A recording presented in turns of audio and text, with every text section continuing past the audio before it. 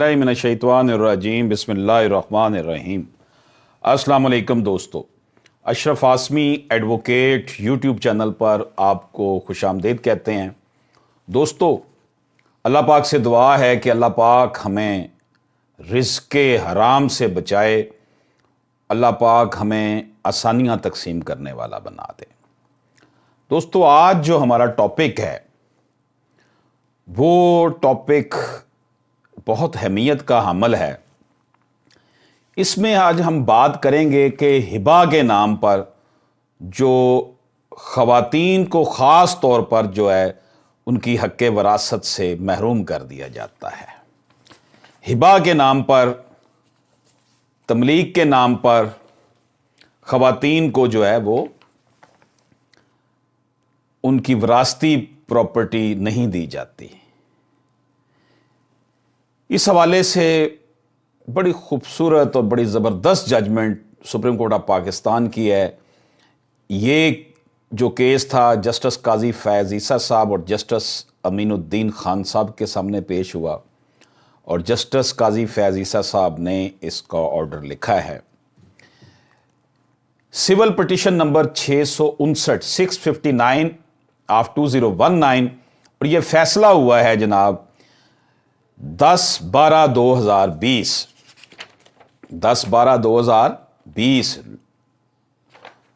Recent फैसला है। इसका अन्वान अता मोहम्मद एंड अदर्स और मुनीर सुल्तान डिजीज। अब इसका जब मैंने ये फैसले का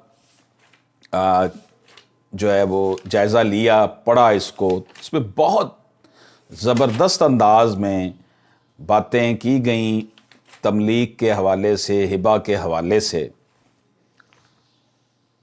अब इसमें जो पटिशनर आए हैं वो इस फैसले के ख़िलाफ़ आए कि जनाब ख़ातून को हिस्सा क्यों दिया जा रहा है, और रिस्पोंडेंट साइड पर जिन्होंने अपने हिस्से के लिए आना था कोई पेश नहीं हुआ।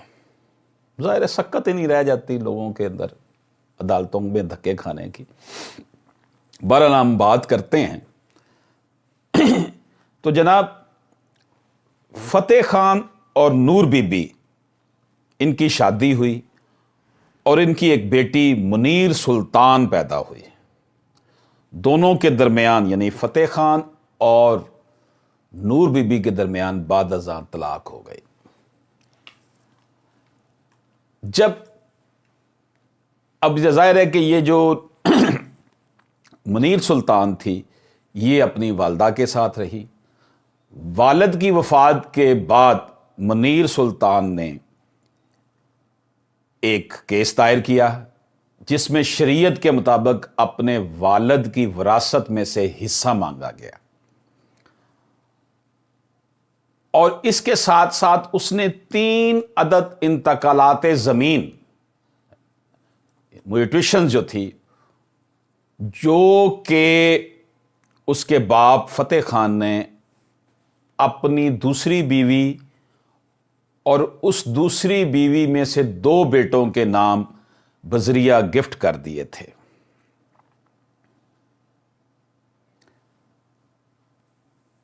खातून जो थी, दूसरी बीवी थी फतेह खान की, वो उसका नाम नेकबख्त था, और जो उसके बेटे थे जो इस पिटिशन में पिटिशनर बना, अता मोहम्मद था और एक मोहम्मद अकरम था। अब इन दोनों बेटों और अपनी बीवी के नाम उसने ज़मीन की और इसके 3 म्यूटेशंस हो गई, 3 लोगों के नाम इंतकाल हो गया, ट्रांसफ़र कर दी गई थी। ये सूरत हाल बनी जब केस दायर किया मुनीर सुल्तान ने। उस खातून ने ये केस दायर किया कि मेरे अब्बा फौत हो गए हैं, मुझे उनकी विरासत दी जाए, और साथ जो ज़मीन थी अब्बा की वो जो दूसरी बीवी नेकबख्त और 2 बेटों को वो दे गए हैं उनको कैंसिल किया जाए। अब यहां पर मैं आपको एक और बात बता दूं कि ये जो बेटियों के साथ दुश्मनी रवा रखी जाती है इस माशरे में कि मिस्टर फतेह खान ने जो दूसरी शादी की उसमें बेटियां भी थीं, लेकिन उसने बेटियों को प्रॉपर्टी कोई गिफ्ट नहीं की थी। उसने प्रॉपर्टी सिर्फ अपने 2 बेटों को गिफ्ट की और अपनी बीवी को गिफ्ट की। मेरा ख्याल है बात हमें समझ में आ चुकी होगी कि फतेह खान फौत हुआ। फतेह खान की एक पहली बीवी जो थी उसको उसने डाइवोर्स कर दिया था, उसमें से एक बेटी मुनीर सुल्तान थी, और उसने जो दूसरी शादी की उसमें से उसके 2 बेटे और एक बीवी और बेटियां भी थी। उसने बीवी और बेटों को अपनी प्रॉपर्टी हिबा कर दी, लेकिन अपनी दूसरी शादी में से जो बेटियां थी उनको भी कुछ नहीं दिया था। 4 उसकी बेटियां और थीं जिनको उसने कुछ नहीं दिया। मुनीर सुल्तान ने अपनी 4 सुतीली बहनों को भी पार्टी बनाया, लेकिन उनके नाम कोई भी गिफ्ट नहीं था। तो पार्टी तो बनाना था ना कि विरासत में वो भी हिस्सेदार है, तो जिक्र करना जरूरी होता है। दावा इब्तदाई तौर पर ट्रायल कोर्ट में डिसमिस हो गया, खारिज कर दिया गया, लेकिन अपील में एडिशनल डिस्ट्रिक्ट जज अटक ने मुनीर सुल्तान के हक में डिग्री कर दिया। इसी तरह Lahore high court Rawalpindi bench ने भी एपेलेट कोर्ट का फैसला बरकरार रखा। तो गोया ट्रायल कोर्ट का फैसला मुनीर सुल्तान के हक में नहीं आया था, लेकिन ऊपर वाले 2 फैसले एपेलेट कोर्ट का और हाई कोर्ट का इनके हक में आया था। अब इस फैसले के खिलाफ वो सुप्रीम कोर्ट में वो लोग चले गए, फतेह खान की औलाद जो थी अता मोहम्मद। अब इन दोनों फैसलों के खिलाफ ये पिटीशन दायर की गई। पिटिशनर के काउंसिल का कहना था कि ट्रायल कोर्ट ने दावा दुरुस्त तौर पर खारिज किया था, क्योंकि पिटिशनर ने साबित किया कि हिबा उनके हक में किया गया था। इसके साथ गिफ्ट के इंतकाल की कापियां और रोजनामचा वाकयाती जो कि डेली रजिस्टर होता है उसका हवाला दिया और कहा यह जमीन शुरू से पिटिशनर के कब्जे में है, जिससे हिबा की ऑफर और कबूलियत की कंफर्मेशन मिलती है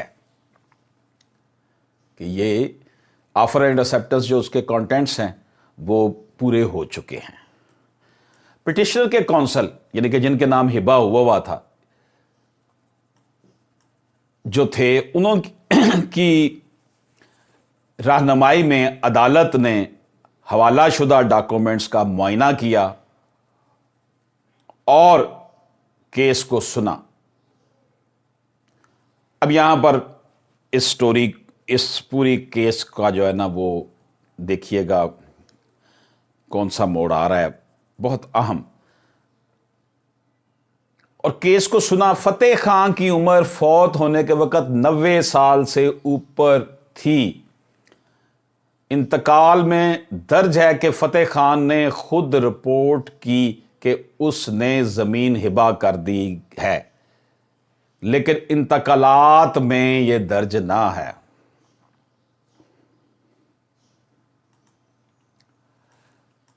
कि कब और कहां यह हिबा हुआ, यानी उसने ये कहा कि ये मैंने हिबा कर दी है, लेकिन जब इंतकालात के कागजात में वक्त और प्लेस का जिक्र नहीं किया गया था।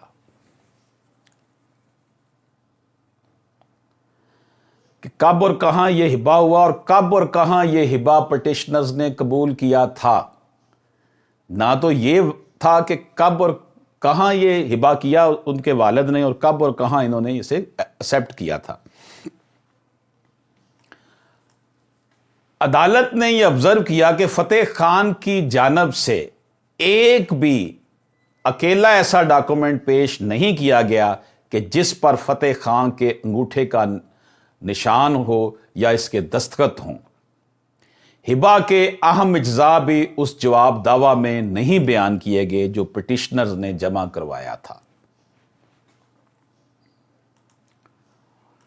दोस्तों गौर से सुनते रहिए इस केस की पूरी स्टोरी। हिबा के गवाहान जो थे वो उनके हवाले से अब हम बात करते हैं कि हिबा के गवाहान जो थे उनका जो करैक्टर था वो क्या था।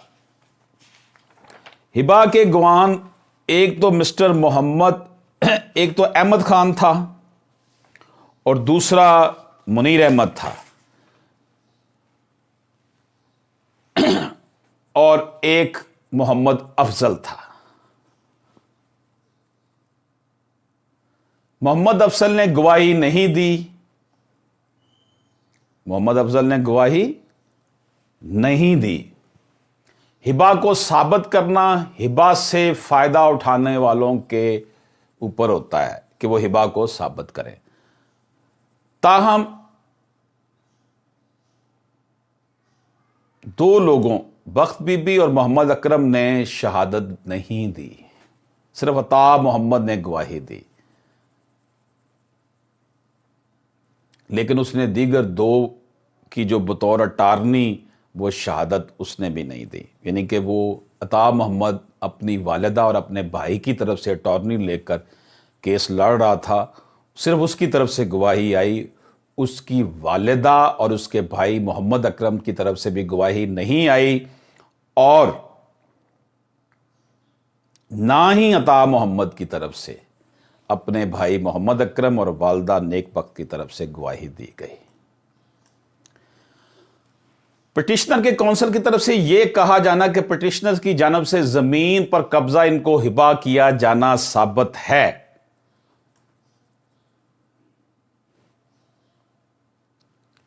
सिर्फ सौतेले भाइयों और सौतेली मां का जमीन पर कब्जा होने का मतलब यह नहीं है कि यह साबित हो चुका है कि जमीन इनको हिबा की जा चुकी थी।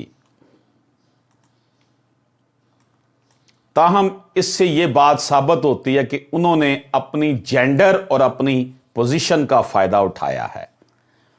बड़ी जबरदस्त बात सुप्रीम कोर्ट के इस फैसले में है कि यह बात साबित हो गई कि उन्होंने अपनी जेंडर यानी मर्द होने का फायदा उठाया और हैसियत यानी कि उनके बाप उनके कब्जे में था, दूसरी शादी में से वो थे, उनको सिक्योरिटी हासिल थी, इसलिए उन्होंने उसका फायदा उठाया। इससे यह भी साबित होता है कि दो अदालतों की कंक्रीट जो फाइंडिंग थी वो इससे इत्तेफाक नहीं करती। यानी ट्रायल कोर्ट ने तो केस डिस्मिस किया, लेकिन एपीलेट कोर्ट और हाई कोर्ट ने पिटिशनर्स के खिलाफ फैसला दिया था। अदालत हजूर, अदालत उज़्मा, सुप्रीम कोर्ट ऑफ पाकिस्तान ने इंतहाई जबरदस्त ऑब्जर्वेशंस दी हैं इस केस में। यह आम हो चुका है, अदालत हजूर कहती है कि कानूनी वारसान को महरूम कर दिया जाता है और उसके बावजूद हायर फोरम से रजू किया जाता है, हालांकि उस फैसले को जो है वो बेशक जो है उस फैसले को जो है ना तवील करने के लिए कि कानूनी वारसान को महरूम कर दिया और फिर उसके बाद हायर फोरम पर चले गए ताकि उनको तंग किया जाए। यह कहना बेजाना होगा कि सिर्फ फैसले को चैलेंज करने से ऑपरेशन को सस्पेंड नहीं किया जा सकता। मुमकिन है कि पिटिशनर अब इस इंतजार में हो कि डिग्री की एग्जीक्यूशन फाइल हो तो ये उसके ऊपर जो है मजीद इतराज़ात लगाएं और अगर इतराज़ात मुस्तरद कर दिए जाएं तो फिर मुकदमाबाजी का एक और राउंड शुरू किया जाए। बड़ी कमाल की ये ऑब्जर्वेशन है कि ताकि उनको फिर उलझाया जाए जो अपना हिस्सा लेने के लिए मुनीर सुल्तान मैदान में कूदी थी। मुनीर सुल्तान इस केस तक पहुंचते पहुंचते फौत हो चुकी थी। अब मुनीर सुल्तान के लीगल हेयर्स ये केस लड़ रहे थे। जी आगे चलते हैं। Section 42 sub section 1 land revenue act 1967 कहता है, ये अदालत का ऑब्जर्वेशन है, हुक्म है कि जिस शख्स के हक में जमीन ट्रांसफर की जाती है तो इसकी रिपोर्ट रेवेन्यू अथॉरिटी को की जाती है। इस केस में हिबा के जो डोनीज थे उन्हें ऐसा करना चाहिए था जो कि उन्होंने नहीं किया, और सब सेक्शन 6 और सब सेक्शन 7 जो कि लैंड रेवेन्यू एक्ट का सेक्शन 42 का ये कहना है कि तब्दीली करने से पहले इंतकालात को इसके रजिस्टर में तब्दील किया जाता है, लिखा जाता है, तहरीर किया जाता है, और इस हक की बात की जाती है जो इससे मिला होता है। यानी कि जो आप ट्रांसफ़र कर रहे हैं उसमें ये लिखें कि जनाब ये इसको मिला है, और उसकी शनाख्त 2 मोअज़्ज़ज़ अफराद करते हैं। ये बड़ा अहम पॉइंट यहां पर फिर आ गया जनाब। ये जो असलूब बयान किया गया है ना कि आप हिबा कर रहे हैं, तो उसमें किन किन कंटेंट्स को आपने देखा या नहीं देखा, उसके हवाले से ये बड़ी ज़बरदस्त जजमेंट है जिसको बयान करना दोस्तों आपके सामने ज़रूरी था। उसकी शनाख्त जो 2 मुअज़्ज़ज़ अफराद करते हैं उनमें नंबरदार या मेंबर ज़िला कौंसिल या मेंबर तहसील कौंसिल या मेंबर टाउन कौंसिल या मेंबर यूनियन कौंसिल हो। लेकिन इस केस में जो 2 शख्स बताए गए हैं ये वो नहीं है, अपनी मर्जी के गवाह ले लिया जाते हैं। इस केस में यह कहा गया कि ये एक बहुत ही बूढ़े शख्स ने अपने 5 बेटियों को निकालकर अपनी जायदाद गिफ्ट कर दी है। एक तो मुनीर सुल्तान जो पहली बीवी में से थी जो केस लड़ रही है, और 4 जो उसकी अपनी दूसरी बीवी में से बेटियां थी उनको भी उसने जो है ना नहीं हिस्सा दिया था।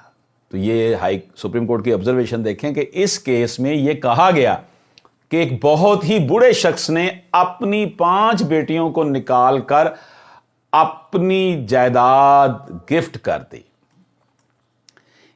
अब आगे चलते हैं जनाब। इन गैर मामूली हालात में तो रेवेन्यू स्टाफ को बहुत ज्यादा विजिलेंट होना चाहिए था, ज्यादा होशियार होना चाहिए था, और हिबा का इंतकाल करने से पहले जनाब ये पॉइंट्स अब मैं आपके सामने रखने लगा हूं, जिसके लिए मैंने इस सारी जजमेंट को तैयार किया है। और हिबा को इंतकाल करने से पहले, हिबा उनके नाम चढ़ाने से पहले रेवेन्यू स्टाफ को क्या करना चाहिए था, सुने जी। नंबर 1, उन्हें हिबा करने वाले की शनाख्त करनी चाहिए थी कि जनाब ये हिबा जो कर रहा है इसकी शनाख्त क्या है। रेवेन्यू स्टाफ को चाहिए था, रेवेन्यू स्टाफ ये आपका तहसीलदार, पटवारी, हिबा करने वाले के शनाख्ती कार्ड की कॉपी लेनी चाहिए थी। नंबर 3, हिबा करने वाले के अंगूठे का निशान और दस्तखत लेने चाहिए थे। नंबर 4, और हिबा करने वाले की बहुत ज्यादा उम्र होने की वजह से इस बात को यकीनी बनाना चाहिए था कि उसको ये बावर करवाया जाए कि वो ये जमीन हिबा कर रहा है, क्योंकि वो एज उसकी ज्यादा थी। उसको ये बताया जाए कि जनाब आप ये जो जमीन हिबा कर रहे हैं अता मोहम्मद को और मोहम्मद अकरम को और दे रहे हैं अपनी बीवी, दूसरी बीवी को, तो बाकी जो है आपकी एक बेटी पहली बीवी में से, तो 4 बेटियां इस बीवी से, आप उसको इससे महरूम कर रहे हैं। उनको अच्छी तरह समझाना चाहिए था क्योंकि वो काफी उम्र के हैं। दोस्तों बड़े अहम पॉइंट इसमें उठा दिए गए। अगला नंबर जनाब कि इन हालात में यह भी हद जरूरी है कि हिबा करने वाले के बेटियों को नोटिस जारी किए जाएं ताकि उनके इल्म में यह बात लाई जाए कि उनका बाप सारी जमीन हिबा कर रहा है। यह पॉइंट मैं आपको बताना चाहता था कि जब हिबा किया जा रहा हो तो जो रेवेन्यू स्टाफ है, जिन्होंने पटवारी ने, तहसीलदार ने ये सारा कुछ इंतकालात चढ़ाने हैं, ट्रांसफ़र करनी है ज़मीन, उनको ये चाहिए था या चाहिए कि वो जनाब जिन बेटियों को महरूम किया जा रहा है उनको नोटिस जारी करें, उनके इल्म में ये बात लाई जाए कि उनका बाप सारी ज़मीन हिबा कर रहा है और उनको कुछ नहीं मिल रहा, ताकि वो आकर रोएं पीटें और बताएं, बाप की जान को खाएं कि अब्बा जान आपने, हम भी आपकी औलाद हैं, आपका दिमाग ख़राब हो गया, कुरान और सुन्नत के मुनाफी आप कदम उठा रहे हैं, हमें बताएं हमें क्यों आप महरूम कर रहे हैं। गोया कि रेवेन्यू स्टाफ जो है वो एक बहुत अहम जो फरीक हैं जिनको महरूम किया जा रहा है, उनको बताए बगैर जो है وہ یہ رجسٹرڈ کر لیتا ہے انتقالات کو، ہبا کو رجسٹرڈ کر دیتا ہے، ہبا کے تحت انتقالات کر دیتا ہے۔ یہ چیز جو ہے honourable supreme court of Pakistan نے رائٹلی آبزرو کی ہے۔ دوستو، عدالت حضور کہتی ہے، عدالت عظمیٰ کے مندرجہ بالا وجوہات کی بنا پر جو پٹیشن ہے اس کو انہوں نے مسترد کر دیا، یعنی کہ بیٹوں کے خلاف فیصلہ دے دیا۔ ہبا کو درست ثابت کرنا پٹیشنر، یعنی جن کو ہبا ہوا تھا، لازم تھا کہ انہوں نے کہ وہ ثابت کرے، انہوں نے ثابت نہیں کیا، جبکہ دوسری طرف اس طرح کا مواد کافی ہے کہ پٹیشنر نے بددیانتی سے انتقال کروائے، ٹرانسفر کروائے، اور گفٹ انتقالات نمبر 449، 451 اور 452 غیر قانونی طور پر ان کے حق میں ہوئے۔ پٹیشنر کی اس وجہ سے دوسرے قانونی وارثان کو ان کے حق سے محروم کیا گیا، جو کہ 22 سال کا طویل عرصہ ہے۔ اس پر ان کو اس کی کاسٹ بھی پڑے گی کہ یہ 22 سال جو انہوں نے پراپرٹی استعمال کی ہے اس میں سے بھی حصہ ان کے حصے داران کو۔ اب منیر سلطان اکیلی کو حصہ نہیں ملنا تھا، باقی 4 بیٹیوں کو بھی جو ان کو انہوں نے محروم کیا تھا ان کو بھی ملنا تھا۔ عدالت عظمیٰ کہتی ہیں ہم یہ ایکسپیکٹ کرتے ہیں کہ پٹیشنر قانون کی پابندی کریں گے اور اصل وارثان کو اب مزید محروم نہیں کریں گے۔ عدالت عظمیٰ نے آبزرو کیا کہ منیر سلطان اپنی وراثت حاصل کرنے سے پہلے ہی فوت ہو گئی، اور جو کچھ اس کے باپ کی جانب سے اسے ملنا تھا اس سے وہ انجوائے نہیں کر سکی، استفادہ نہیں کر سکی۔ اب ہمارے سامنے منیر سلطان کے قانونی وارثان ہیں۔ ایسے مقدمات جن میں خواتین کو ان کے حق کے وراثت سے محروم کیا جاتا ہے ہمارے سامنے اکثر آتے ہیں۔ حال ہی میں فرحان اسلم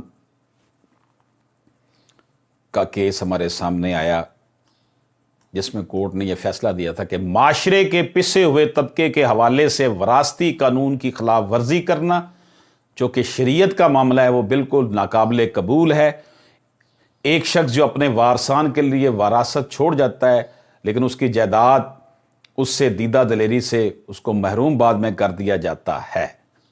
اللہ پاک کا حکم ہے کہ کسی کی جائیداد کو ٹھکانے لگاتے ہوئے ان کے ذہنوں پر اسی طرح کا خوف ہونا چاہیے کہ اگر وہ اپنے پیچھے ایک بے بس خاندان چھوڑ جائے تو اس کی جائیداد کے متعلق، یعنی کہ اگر آپ کسی کی جائیداد پر آپ کی آنکھیں ہیں، دل للچا رہا ہے کہ یہ میں چھین لوں اس سے، تو اگر آپ سوچیں کہ اگر آپ اس دنیا سے چلے جاتے تو آپ کی جو پراپرٹی ہونی تھی اس پر آپ چلے جاتے تو آپ کی بے بس خاندان، بے بس فیملی کی پراپرٹی پر اگر کوئی قبضہ کر لیتا تو پھر آپ کے اوپر کیا گزرتی۔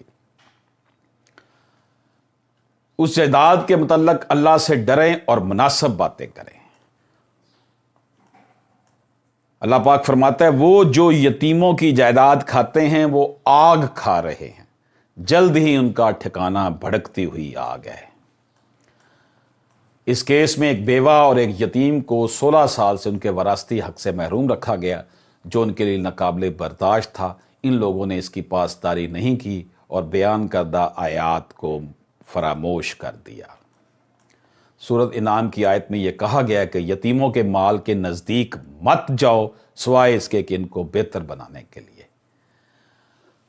یہ سب کچھ سپریم کورٹ کے فیصلے میں ہے دوستو، جو میں بیان کر رہا ہوں۔ آئین کا آرٹیکل 24(1) میں جائیداد بلکہ وراثتی جائیداد کی حفاظت کو یقینی بنانے کے لیے کہا گیا ہے، اور آرٹیکل 25(3) آئین پاکستان میں خواتین اور بچوں کی پروٹیکشن کی گارنٹی دی گئی ہے۔ دوستو،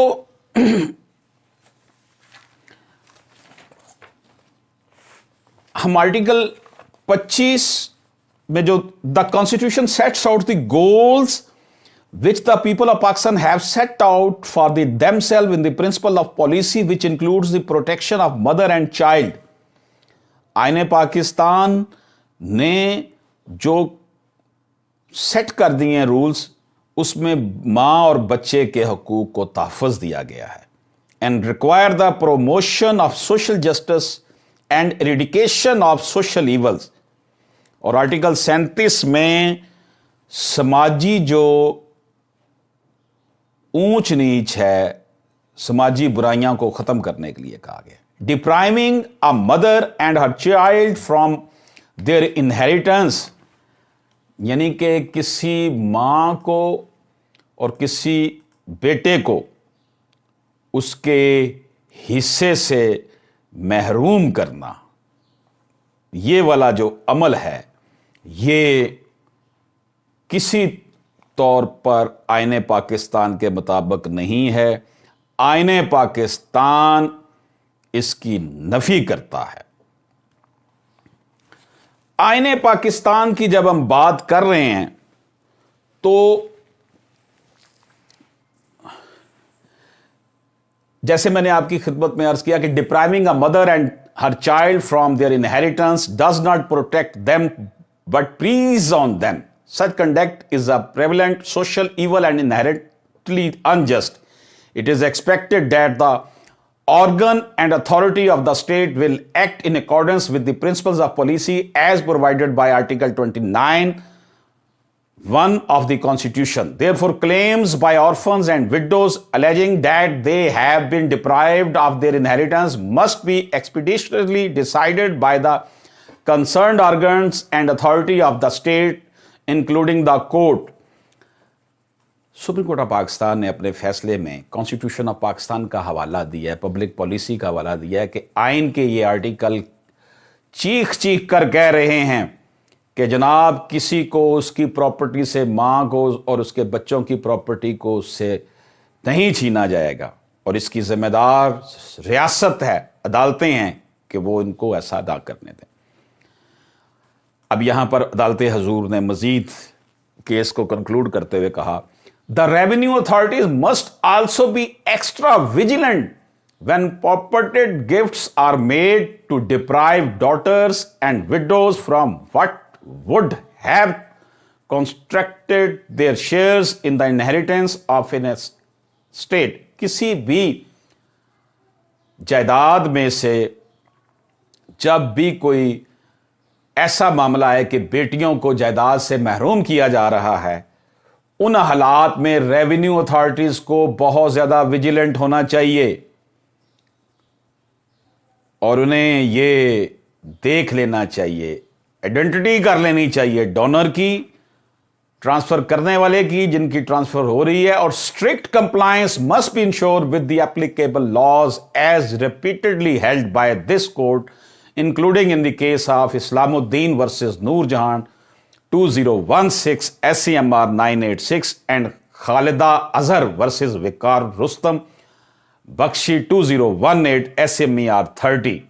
यानी कि क्या उन रूल्स को फॉलो किया गया है, कवानीन को फॉलो किया गया है जिनकी वजह से वो जायदाद को हिबा कर सकते थे? क्या उन बेटियों को नोटिस करके बुलाया गया कि जनाब आपका अब्बा ये काम कर रहे हैं, ये दुरुस्त कर रहा है? नहीं किया जाता.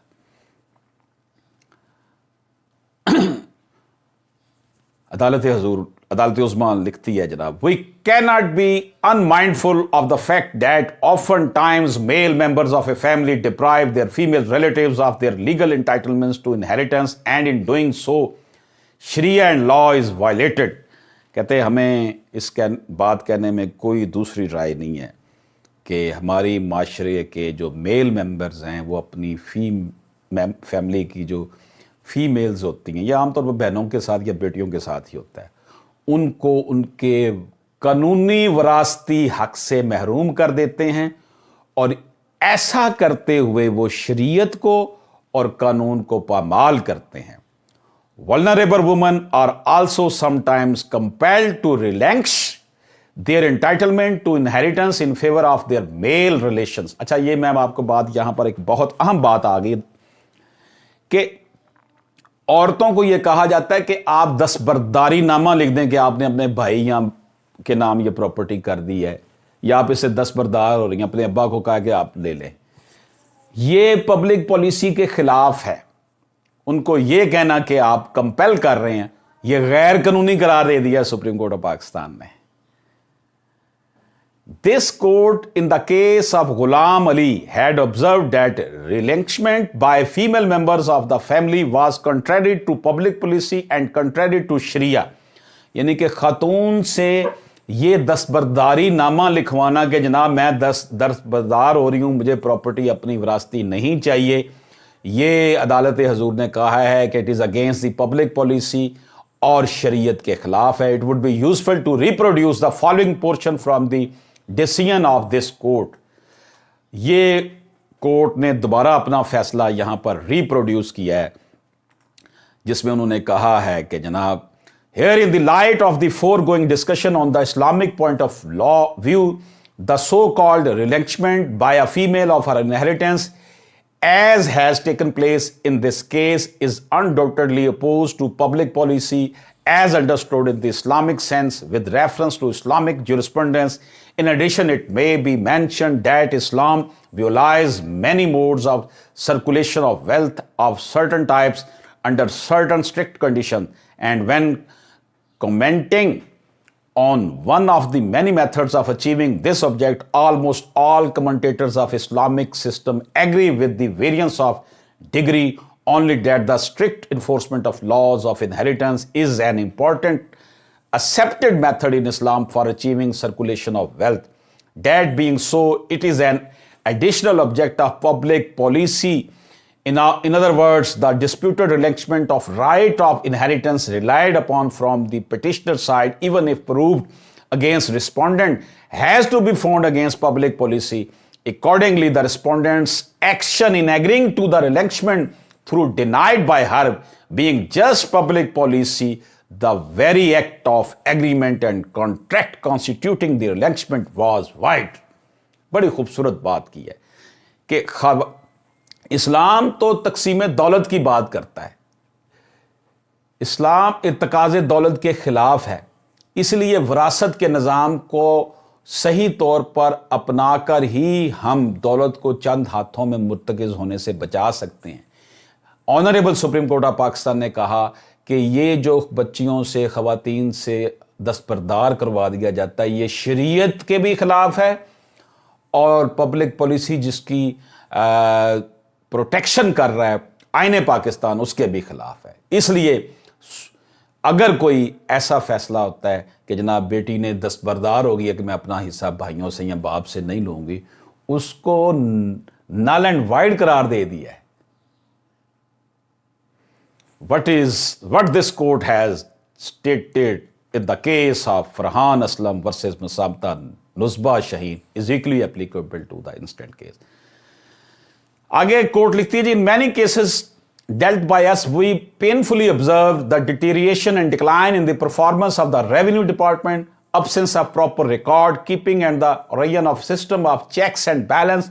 Suspects transactions are easily recorded and by disregarding the stipulated legal requirements, even in the cases where the revenue staff has been complicit, generally no consequences are visited upon them by the competent authority. The prevailing state of affair is far from satisfactory. یعنی کہ جو revenue staff کو جو کام کرنا چاہیے تھا ان معاملات میں کہ جب ٹرانسفر ہوتی ہے تو سب کو بلایا جائے، ان کو بتایا جائے کہ جناب یہ کچھ ہو رہا ہے، ان کا کردار جو ہے وہ ٹھیک نہیں ہے. In the present case, Punjab Revenue Department made wrong entries in the revenue record. The Awqaf and Religious Affairs Department failed to ensure Almighty Allah's command to protect the rights of Yutama and human rights. Yatim or Human Rights and Minorities Affairs Department did not protect the rights of vulnerable females, 5 daughter sisters. This brings into question the billions of rupees spent on these departments. The Government of Punjab annual budgets statement for 2020-2021 has earmarked an amount of about 1737 million rupees for the Revenue Department, Board of Revenue and Punjab Revenue Authority, an amount of about 579 million rupees for Awqaf and Religious Affairs Department, and amount 200 million rupees for Human Rights and Minorities Affairs Department. The very purpose of the department is to serve the people and not to become a self-servicing and bureaucracy. जी ना, अदालत कहती है, जिस case का हम शुरू में जिक्र कर रहे थे कि अदालत ने कहा कि 5 बच्चियों को, एक मुनीर सुल्तान और उसकी 4 सौतेली बहनों को जो महरूम किया गया, जो कि नहीं होना चाहिए था। रेवेन्यू डिपार्टमेंट, औकाफ department, human rights department, minorities department, ये क्या कर रहे हैं? इनके ऊपर अरबों रुपए हुकूमत लगा रही है और ये अपना किरदार सही अदा नहीं कर रहे। इसलिए मैं आपको कहता हूँ कि अगर अदारे अपना काम सही करें तो अदालतों पर बोझ कम हो जाए।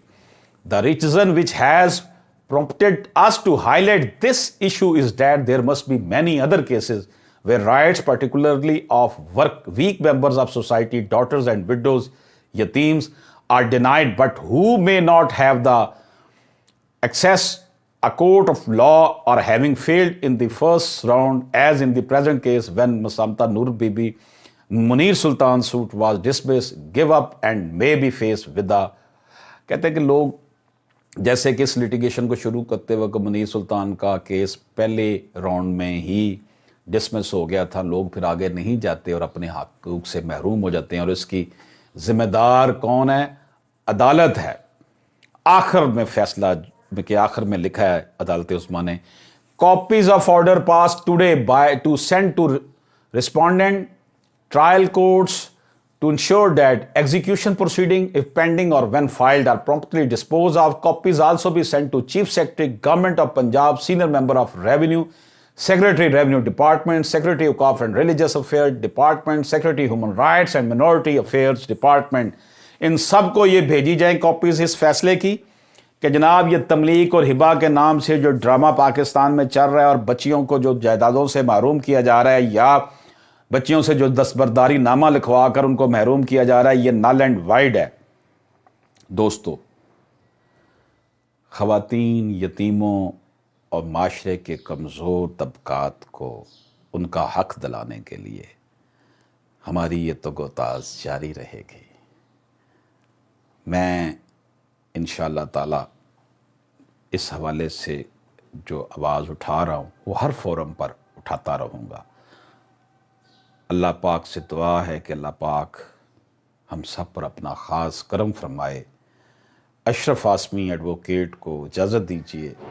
अल्लाह हाफ़िज़।